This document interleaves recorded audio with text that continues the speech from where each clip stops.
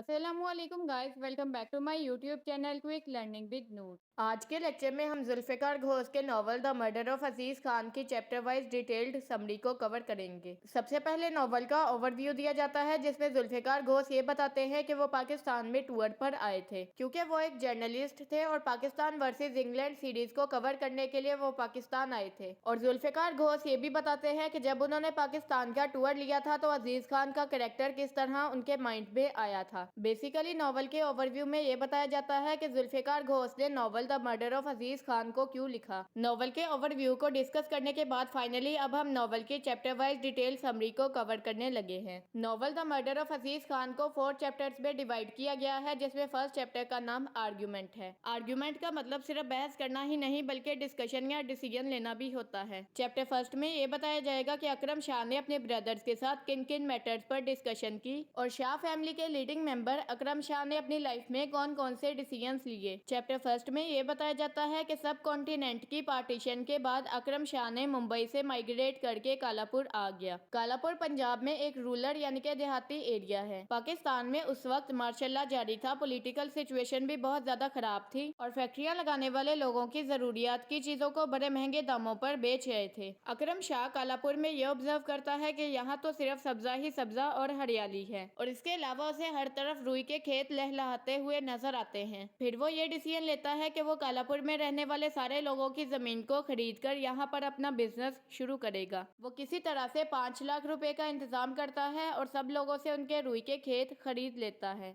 अकरम शाह उन सारे रुई वाले खेतों से पैदा होने वाली रुई को इंडस्ट्रियलिस्ट को 10% मुनाफे पर बेच देता है। प्रॉफिट से मिलने वाले पैसे को इकट्ठा करके और अपने दोस्तों से इन्वेस्टमेंट करवा के वो अपने 2 कपड़ों की इंडस्ट्रीज को खड़ा कर देता है, मगर वो अजीज खान से उसकी 70 एकड़ जमीन को हासिल नहीं कर पाता, क्योंकि अजीज खान को किसी भी किस्म की कोई माली तंगी नहीं थी। इसी वजह से वो अपनी जमीन को बेचने के लिए तैयार नहीं था। 3 साल तक अकरम शाह अजीज खान की जमीन को हासिल करने के लिए कोशिश करता रहा, मगर हर बार पूछने पर अजीज खान उसे अपनी जमीन बेचने पर इनकार करता रहा। नॉवल का फर्स्ट चैप्टर यहीं पर खत्म हो जाता है और इस चैप्टर में यह बताया जाता है कि अकरम शाह मुंबई से माइग्रेट होकर कालापुर आने का फैसला करता है। बाद में वो कालापुर की सारी जमीन को हासिल करने का फैसला करता है और फिर वो ये फैसला लेता है कि वो अजीज खान से उसकी 70 एकड़ जमीन हासिल करेगा। चैप्टर सेकंड का टाइटल अफक रखा गया है, क्योंकि इस चैप्टर में थ्रू आउट अफक के बारे में डिस्कशन की जाती है। अफक शाह फैमिली से बिलोंग करने वाला सबसे छोटा बेटा होता है। अफक को उसके बड़े भाई अकरम और अयूब हमेशा क्रिटिसाइज करते रहते हैं। खास तौर पर अयूब शाह उसे हर वक्त डांटता रहता है, क्योंकि वो उसे इडियट और एब्सर्ड कंसीडर करता है। अयूब शाह फैमिली से बिलोंग करने वाला दरमियाना बेटा होता है और अगर अयूब शाह के नेचर को डिस्कस किया जाए तो वो हर वक्त अग्रेसिव और डेंजरस नजर आता है। एक दिन अकाउंटेंट अयूब शाह से मिलकर उसे ये बताता है कि उन्हें बिजनेस में नुकसान हो रहा है और इस सब की वजह अजीज खान की वो जिद है कि वो अपनी जमीन को नहीं बेचेगा। शाह फैमिली के मेंबर्स आपस में ये डिस्कशन करना शुरू कर देते हैं कि वो किस तरह अजीज खान की 70 एकड़ जमीन को हासिल कर सकते हैं। अफक अपने भाइयों की सारी बातों को सुनकर ये सवाल करता है कि आखिर उन्हें उस जमीन की क्या जरूरत है। अफक ये कहता है कि ये सिर्फ 70 एकड़ जमीन है और अगर हम इस जमीन को हासिल कर भी लेंगे तो हमें क्या फायदा होगा। अयूब शाह अफक को ये बताता है कि अजीज खान की प्रॉपर्टी की वजह से उनके बिजनेस को नुकसान होने का अंदेशा है, मगर फिर भी जब अफक इन सारे मामलात को समझ नहीं पाता तो उसका बड़ा भाई अयूब उसे ये मशवरा देता है कि वो इन सारे मामलात से दूर रहे। अफक उसी वक्त अपनी जीप निकालकर घर से बाहर चला जाता है। रास्ते में उसकी मुलाकात अजीज खान के बेटे रफीक और जावेद से होती है। अफक उन दोनों से ये सवाल करता है कि वो दोनों इस वक्त कहाँ जा रहे हैं। रफीक और जावेद के कैरेक्टर को इतना ज्यादा मासूम दिखाया गया है कि वो अफक के एक बार पूछने पर ही उसे ये बता देते हैं कि वो अपने फैमिली ब्रोकर के पास जा रहे हैं, जिसका नाम मोहम्मद हुसैन है और वो हर साल उसी को अपनी कॉटन बेचते हैं। अगले ही दिन शाह ब्रदर्स उसी वेंडर यानी कि मोहम्मद हुसैन से मिलने जाते हैं। वो मोहम्मद हुसैन से ये कहते हैं कि वो अजीज खान की फसल के पैसे अदा न करे और वो शाह फैमिली के लिए काम करे, जिसके बदले में उसे मुआवजा भी अदा किया जाएगा। अगले दिन जब रफीक मोहम्मद हुसैन से पैसे लेने आता है तो वो खांसी करना शुरू कर देता है। वो रफीक के सामने ये एक्टिंग करना शुरू कर देता है कि उसकी तबीयत बहुत ज्यादा खराब है और वो लंग इन्फेक्शन का मरीज है, जिसकी वजह से वो रकम अदा नहीं कर सकता, क्योंकि मोहम्मद हुसैन के पास जितनी भी रकम थी वो उसे अपने इलाज पर खर्च कर चुका है। वो रफीक की हमदर्दी को समेटते हुए उसके पैसे अदा करने की बजाय उससे और ज्यादा पैसे ले लेता है। नॉवल में रफीक के कैरेक्टर को बहुत ज्यादा बेवकूफ दिखाया गया है, क्योंकि वो मोहम्मद मोहम्मद हुसैन की झूठी बातों में आ जाता है। जब वो घर वापस जा रहा होता है तो उसे रास्ते में अफक मिलता है। अफक रफीक को अपनी बातों में लगाकर गांव के बाहर की झोंपड़ी में ले जाता है। अफक और रफीक ड्रिंकिंग और प्रोस्टिट्यूशन को एंजॉय करने के लिए उस रात को उसी झोंपड़ी में रुक जाते हैं। अगले दिन अफक रफीक को 2000 रुपए देता है ताकि वो ये पैसे अपने वालिद अजीज खान को दे सके। रफीक घर वापस आकर वो 2000 रुपए अपने वालिद अजीज खान को दे देता है और अजीज खान को ऐसा महसूस होता है कि मोहम्मद हुसैन ने जो उससे कॉटन खरीदी थी उसके पैसे अदा कर दिए हैं। अफक जब नशे की हालत में घर वापस आता है तो उसका बड़ा भाई अयूब गुस्से में आकर उसे गालियां देना शुरू कर देता है। अफक को अयूब पर बहुत ज्यादा गुस्सा आता है और वो अपने घर से निकलकर अजीज खान के खेतों में चला जाता है। अफक अजीज खान के खेतों में काम करने वाली एक 13 साल लड़की को नोटिस करता है जिसका नाम जमीला बानो होता है। वो जमीला बानो को अपने साथ ले जाता है और जमीला बानो पर अपने भाई का गुस्सा उतार देता है। वो ब्रूटली जमीला बानो का रेप करता है और बाद में उसकी डेथ हो जाती है। और जब उसे ये पता चलता है कि जमीला बानो मर चुकी है तो वो वहाँ से भाग जाता है। रफीक ने खुद अपनी आंखों से अफक की सारी गलत हरकतों को देखा था। अफक उसकी मौजूदगी का फायदा उठाते हुए उस पर यह इल्जाम लगा देता है कि उसी ने उस लड़की जमीला बानो का रेप किया है। कालापुर के इर्द गिर्द के इलाकों में ये बात बड़ी तेजी से फैल जाती है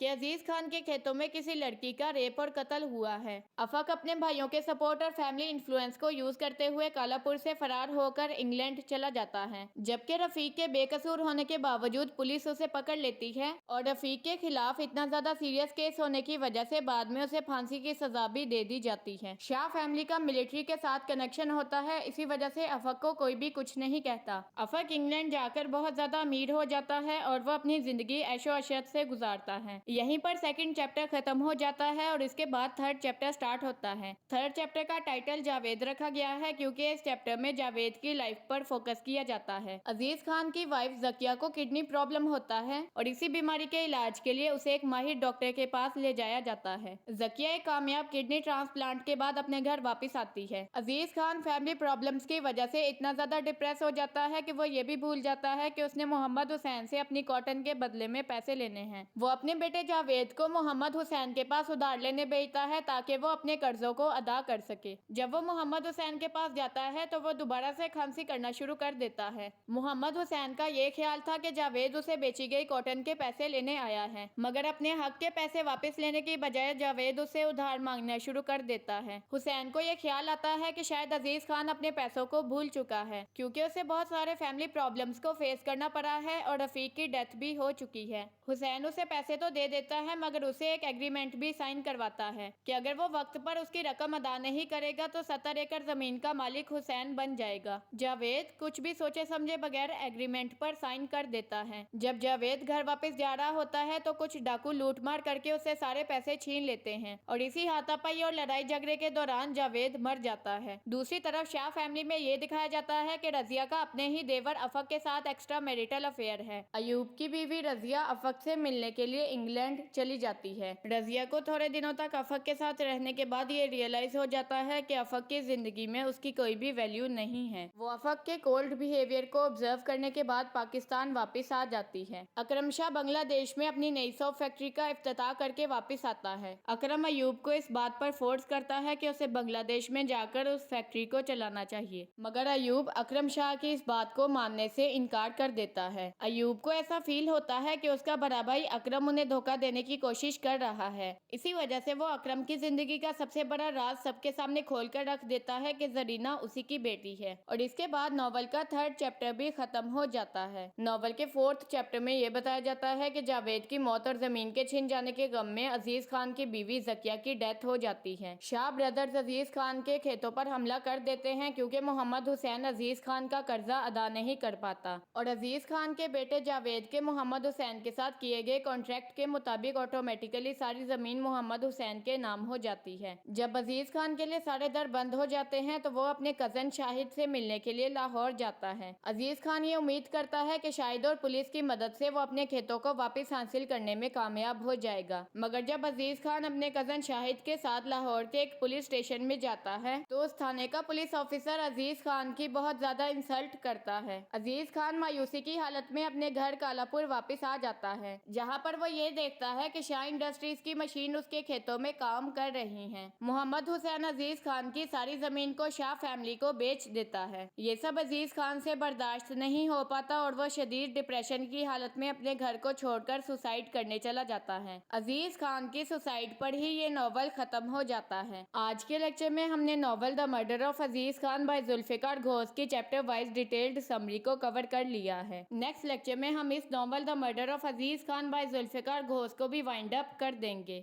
आई होप आज का लेक्चर आपके लिए काफ़ी ज़्यादा इन्फॉर्मेटिव रहा होगा। वीडियो में यूज़ होने वाले तमाम नोट्स के PDF का लिंक नीचे डिस्क्रिप्शन में प्रोवाइडेड है। The link is also pinned in the comment section, so please check it out. अगर आज का लेक्चर आपके लिए इन्फॉर्मेटिव था तो वीडियो को लाइक शेयर करके एक अच्छा सा कमेंट भी कर दें। अगर आपने अभी तक मेरे YouTube चैनल को सब्सक्राइब नहीं किया तो सब्सक्राइब करके बेल आइकन को भी प्रेस कर दे ताकि आपको हर नई वीडियो का नोटिफिकेशन मिल सके। इंग्लिश कोर्सेज से रिलेटेड डिटेल इन्फॉर्मेशन को गेन करने के लिए आप मेरे फेसबुक पेज को भी फॉलो कर सकते हैं। Also you can suggest any new topic in the comment section. So guys, take care of yourself. इंशाल्लाह we will meet in the upcoming video lecture. Till then, अल्लाह हाफिज।